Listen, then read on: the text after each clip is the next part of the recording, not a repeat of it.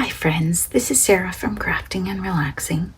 Thank you for joining me. We're just going to have a short weekend updates this week. And if you're not on social media and you don't know what's been going on in my week, this is going to have a lot of harsh reality at the end of it, not just crafting and relaxing. So this might not be the video for you. First, let's take a look at Happy Mail. I picked this up last week, I think after I made the video or right before. This one is from Alaska, and I have seen comments, but this isn't somebody that I know and have emailed with a bunch or anything. Oh my gosh, look at that. Look at that. The stenciling is really cool, and then can you see the embossed layer behind it? I always forget about embossing folders. Oh, some cute little scraps for July Daily, and look at that, an embossed piece for me. Oh my gosh, that is just wonderful. Kind of looks brilliant bluish, doesn't it? Oh, love it. Absolutely love it. And then the card is blank, so I can use it. You know I'm going to use it in my journal, right? Okay, let me read the note. It is brilliant blue. Thank you so much, Jennifer, and I'm so happy that I can inspire you, and sounds like your surgery went well if you're crafting. Wow. Oregon is really, it's beautiful here. It's green, it's wonderful. Alaska's nice too, but it's different, isn't it? This is just wonderful. Yes, you will see this popping up in projects. And I love these. Isn't it fun when we send each other the scraps? Super cute. I don't know that my real red looks that good. Let me peek. I don't know. I just feel like mine is a touch orangey. And I don't think traditionally that's how I felt about real red. Maybe it's exactly the same. It looks good on your card, for sure. Okay, this is from Heather. Heather is in New York, and she's been hanging out with us for quite a while. Ooh, look at this. She's got some fun paper and some stickers. Celebrate the USA. Look at these. Oh my gosh, I do not know this paper, Heather. How have I not owned this paper? Good Times and Stars. Oh, look at that, it's blue. Love it, love it. Heather, you're just such a sweetie. Thank you for your kind words. My backyard is pretty much done. Then this week, you guys know I've been a little busy, but I just wanted to show you what I'm working on. I was playing with these tags that one of you gave me or sent me in Happy Mail. My apologies, can't remember.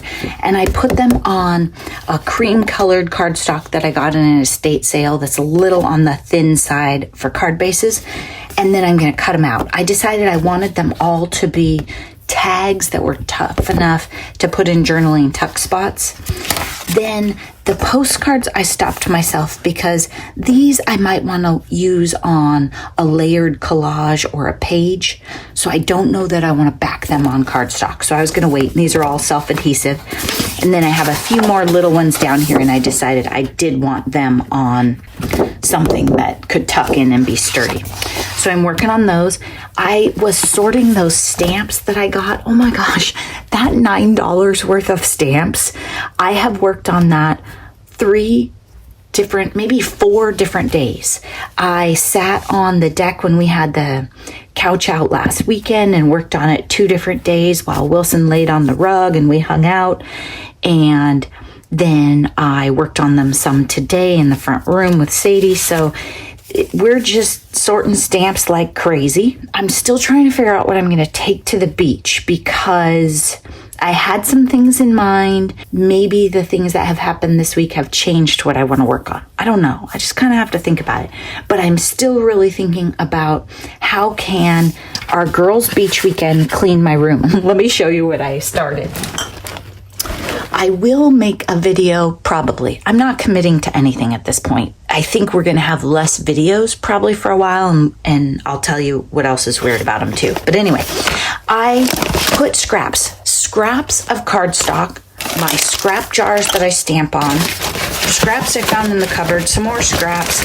I am going to take pretty much all of my scraps and what Southern Gals Designs would call giblets. And I'm going to put all of those together, and I'm going to take them to the beach. And I'm going to sit, and I'm going to drink coffee or soda or maybe something a little stronger, I got to tell you, ladies and gentlemen, if you're here. Then go through them, sew things together, lay them out. What I was thinking was sort of an assembly line of all sorts of scrap using things. Smash Our Stash next month is about scraps, and it's supposed to be scrap paper, but you know, there's no rules. You can't use your textiles. I was thinking I might do some pages like this, which I still haven't finished this one. I would do die cutting. I would go through any scraps like this and make a front for a card and put scraps on it. I think I have colored strips in here somewhere. I just thought I'd keep adding to this. So far, this is really my only thing that I have figured out. Last weekend was kind of on a roll, and I had to watch hours of TV with Wilson and hang out in the front room for fireworks. So I made, I think, 80 card bases, or maybe not 80, maybe at least 60. I made cream colored and white, and I think I made vertical and horizontal. So I have lots of card bases ready. So I'm just not sure what I'm going to take. Now, if you don't have Kleenex handy, or just maybe only need positive energy in your life, you probably need to stop this video now. So thanks so much for coming. Come back again soon. I hope you're taking time for crafting and relaxing. This is your last warning. So the rest of you, especially if you're on social media, you probably have a million questions.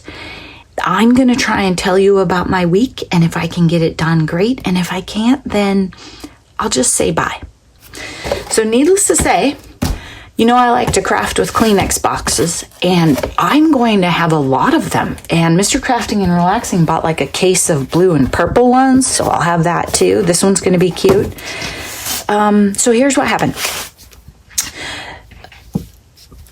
In my house, we've been talking about the aging population of our pets.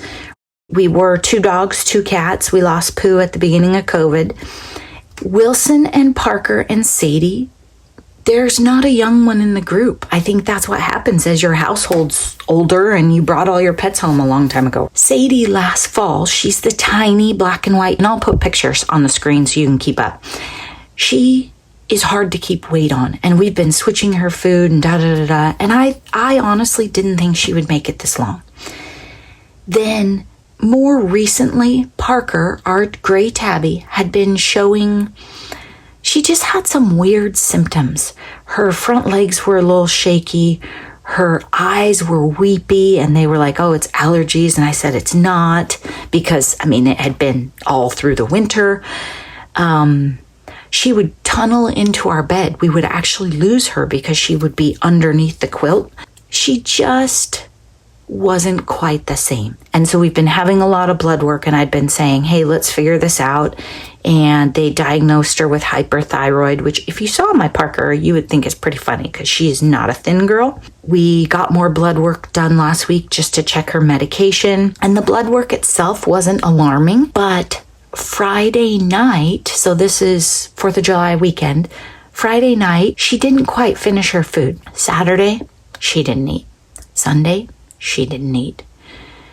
Monday, she didn't eat, and I was watching her, and I don't think she was drinking. So I took like a syringe thing and put water in her mouth, and she didn't like that. I also had some complications going on with work and a team member there and her health. So Tuesday morning, I absolutely had to go to work and deliver some not great news. And then I called the vet and talked to her, and she was studying her blood work. She got my message, and she was studying her blood work, and she said her kidney trends aren't good in her blood work. They're not alarming yet, but they're not good. And I said, well, is there anything we can do for her? And she said, well, we could give her like an appetite increasing medication.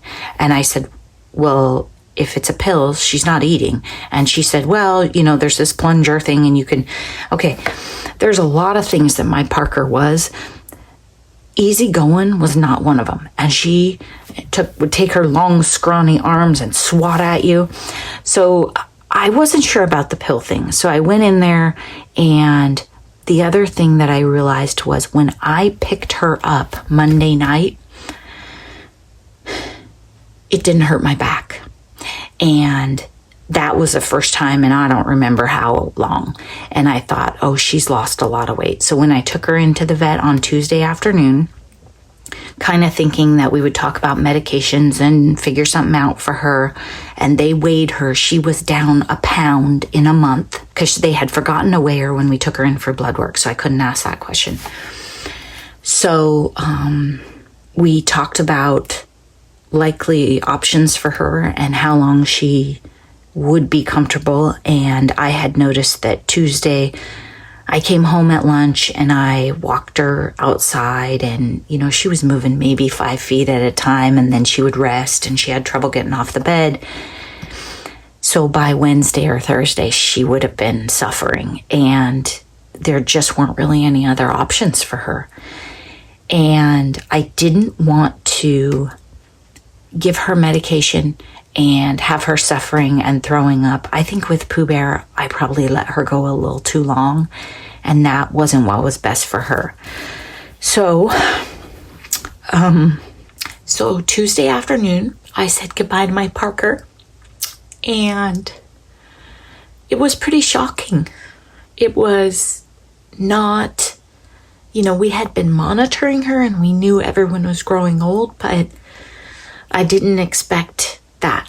Then I came home from the vet and I cleaned up 1 million dishes, because I had water bowls and little dishes spread all over, and I had tried, every 5 feet, and I just had stuff everywhere.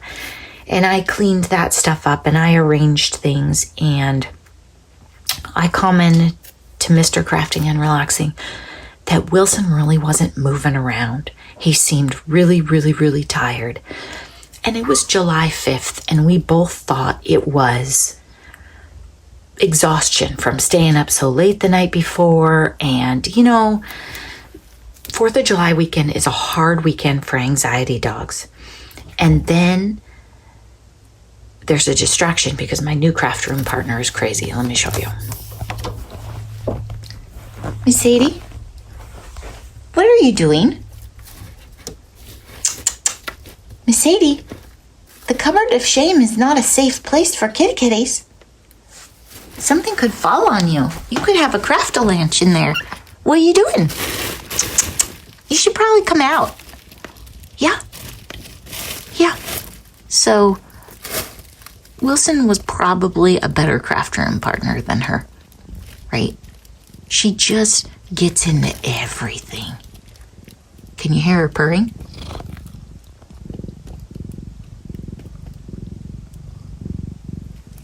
She purrs all the time. She's just a very happy girl. Actually, you can watch her while I talk. So,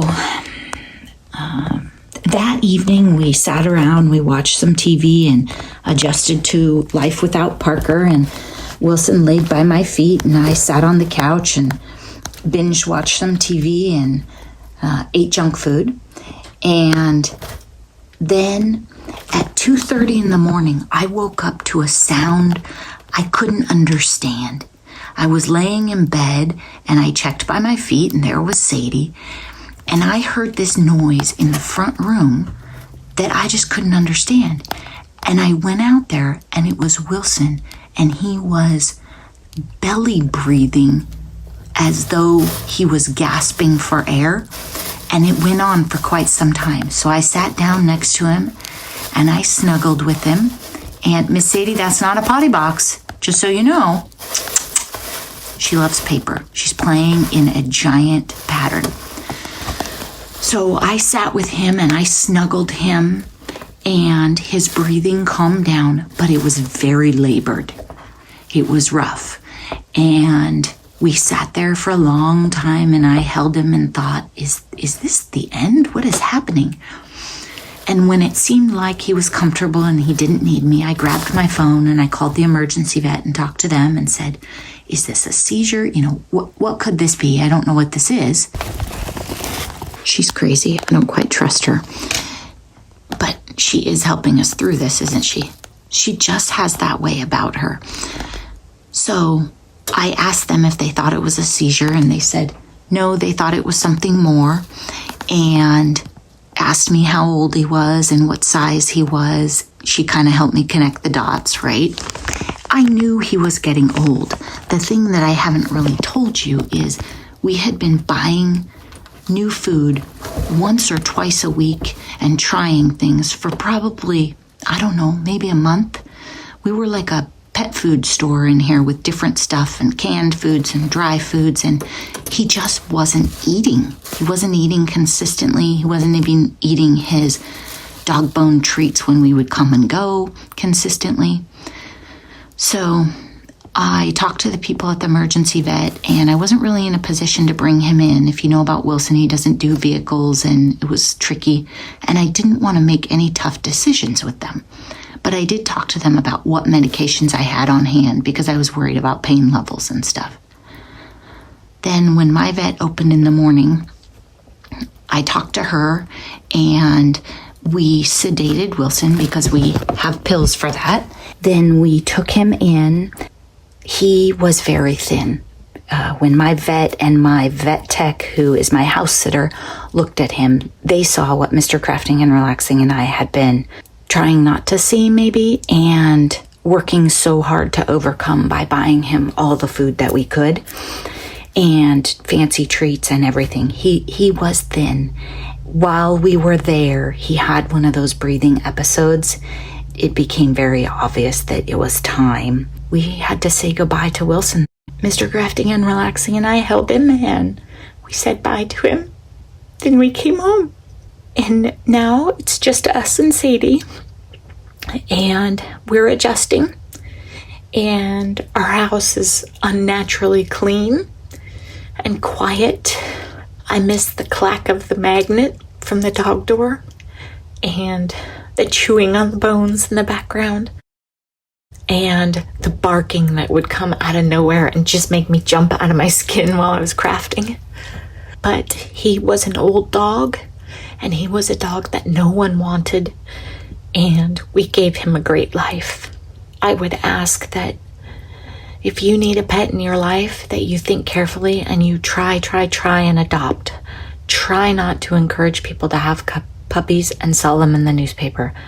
There are so many dogs that need homes, and cats, and it is full-on kitten season. That is what has happened here this week. It was not some sort of weird, bizarre accident that we lost them both in. It was two animals adopted at very different times. Old age trajectory just happened to cross in the same week. I am so grateful that Miss Sadie has held on, and her weight is low. Her coat looks good. She's happy. You just saw her playing in the cupboard. I'm going to check and make sure she didn't potty in there. And she's sassy. So I don't know if she has many days or many months. I can't see her having years, but I did tell my vet that I didn't want to see her again this week. The thing that's interesting about Sadie is we got her when we had lost our cat and I was brokenhearted, and she has since gotten me through the loss of our beloved Doxy, my Pooh Bear, and she will likely get me through this. Count your blessings. Kiss your pets on the head. We're going to get through this, so don't you worry. The ironic thing is our deck is now completely done, and we are going to set up the rug and all the comforts of home, and Wilson would have absolutely loved it. That is what we are doing here. I hope to be back later this week showing you what I packed up to the beach and in a little stronger spirits. There's one thing I forgot to mention, and that is I, for once ever, had some videos filmed in advance, and some of the next ones, I don't know if Wilson made an appearance. My very next one is a dog journal. So if you hear the bone crunching or the magnet of the dog door, just know that if I get another dog or if something changes here, I'll let you know, but those videos were filmed ahead. Thanks so much for watching. Bye-bye.